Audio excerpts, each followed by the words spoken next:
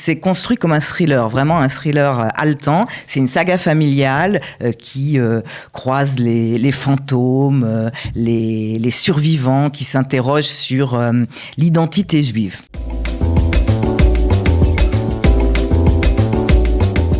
Si vous suivez l'actualité littéraire qui se déroule en France, vous avez probablement entendu parler de Anne Berest et de sa carte postale, un livre aussi original qu'autobiographique. On va faire le point avec Nathalie. Bonjour Nathalie. Bonjour Cathy. Alors encore un récit familial qui nous touche forcément parce que ça parle de nous. Bien sûr, alors rentrée littéraire, comme d'habitude. Ce livre est encore en lice pour le prix Renaudot, qui n'a pas encore été attribué. Donc, qui est Anne Berest ? Elle est scénariste, on lui doit notamment la série Mytho, dont la saison 2 arrive bientôt sur Arte. Elle est aussi, bien sûr, écrivaine, dramaturge, romancière. Elle en est à son 6e livre.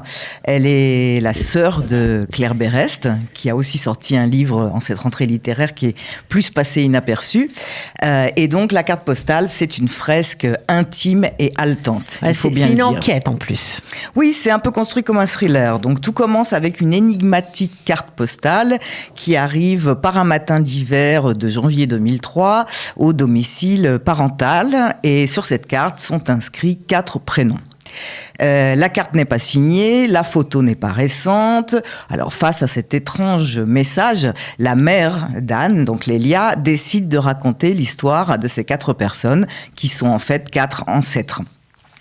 Faut remonter loin, à l'époque de la Russie des tsars, avant la révolution bolchevique, et on suit comme ça toute l'histoire de cette famille juive qui subit bien évidemment les événements politiques d'une Europe chaotique. Alors Anne, du coup, elle découvre l'histoire, le destin de chacun. Elle est juive de naissance, mais elle est plus que ça, quoi. Pour l'instant, républicaine, laïque, non pratiquante, et elle doit composer avec une mère qui ne dit pas tout et qui fume beaucoup.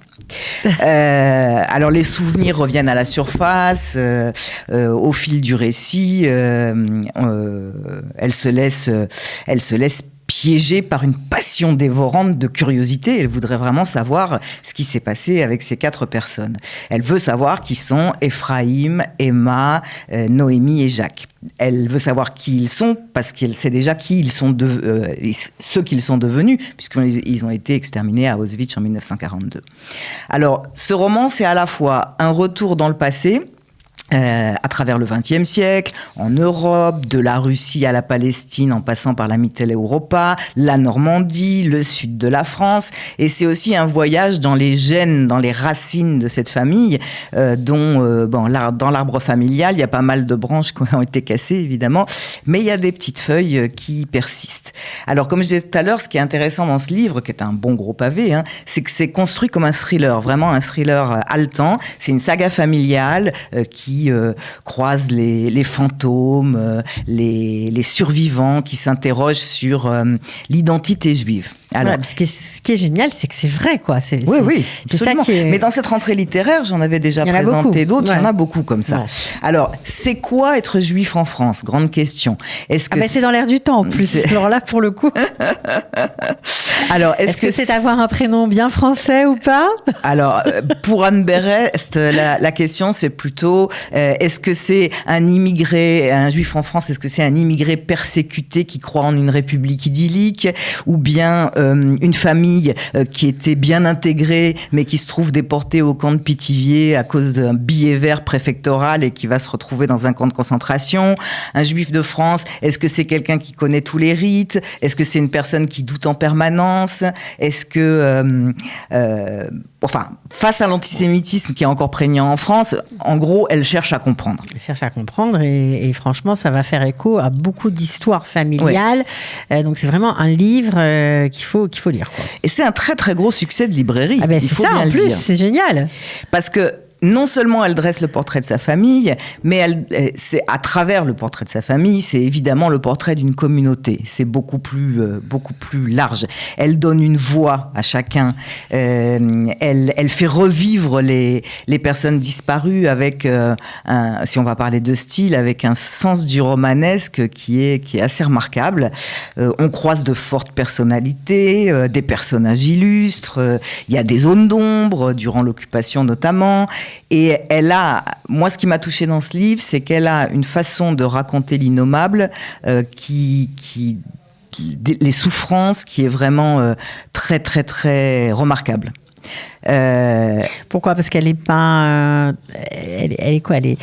Elle fait attention, elle est délicate, ou elle rentre dedans, elle acerbe, c'est pourquoi ? Non, je dirais plutôt qu'elle est délicate. Okay. Parce qu'il y a des choses qui sont, Drancy et compagnie, des choses extrêmement difficiles à raconter, et elle le fait avec un style qui lui est propre et qui est... Oui, c'est ça, ce serait le mot délicat qui conviendrait le mieux.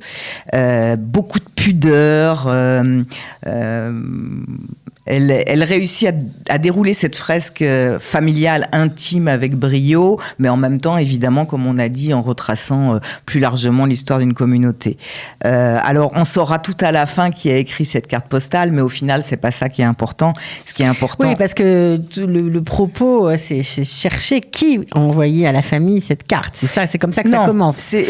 Au début, on se demande... Oui, mais c'est pas tellement ça le plus important. Le plus important, c'est que l'arrivée de cette carte postale, elle fait parler la maman d'Anne, qui n'avait jamais rien dit, et c'est à partir de là que tout va se construire. C'est pour ça que je dis que c'est pas tellement important qui a envoyé la carte. À la fin, on s'en fiche, puisqu'on a appris tellement de choses. Voilà, à la fin, on le saura, mais...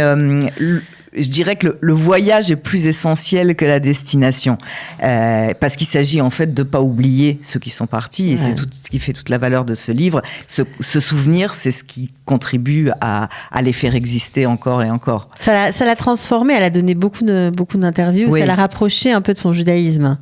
Oui, évidemment. Un petit peu. Ouais, mais du coup, pas forcément en termes de pratique, mais plutôt en termes de racines, en termes d'origine, de culture, etc. Ouais, c'est vrai. Donc, alors, est-ce qu'on va avoir droit à un petit extrait ou pas ? Un petit extrait. Bon. On va découvrir Lélia, qui est la maman de Anne. Et j'ai choisi de faire rentrer au début du livre, parce que c'est ce qui me paraît le plus intéressant, vu la taille du livre, pour savoir, pour nous situer. Pour situer. Ok. Ma mère a allumé la première cigarette de la journée, sa préférée, celle qui brûle les poumons au réveil. Puis elle est sortie de chez elle pour admirer la blancheur qui recouvrait tout le quartier. Il était tombé dans la nuit au moins 10 cm de neige.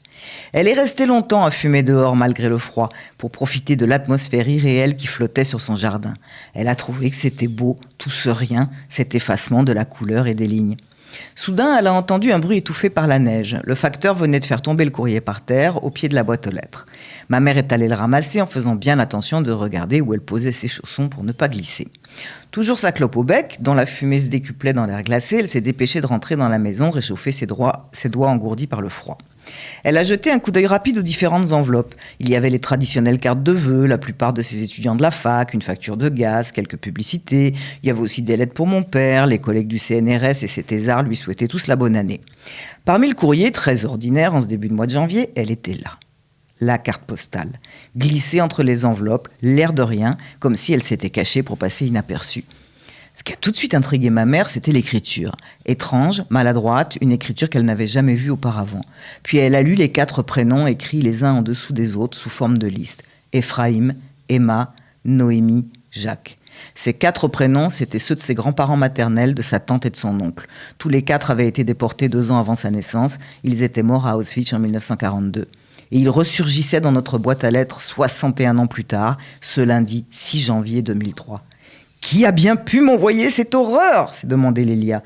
Ma mère a eu très peur, comme si quelqu'un la menaçait, tapie dans l'obscurité d'un temps lointain.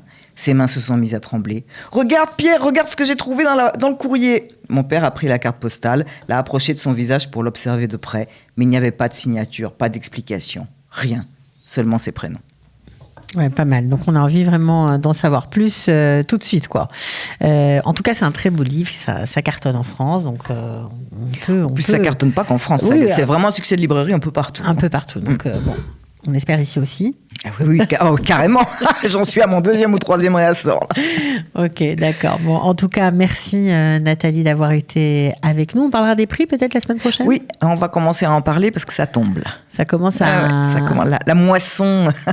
La moisson commence à être prête. Ok, alors en tout cas, merci d'avoir été avec nous. Avec plaisir. Donc, on se retrouve la semaine prochaine. Excellente journée, Nathalie. Merci beaucoup. Ciao.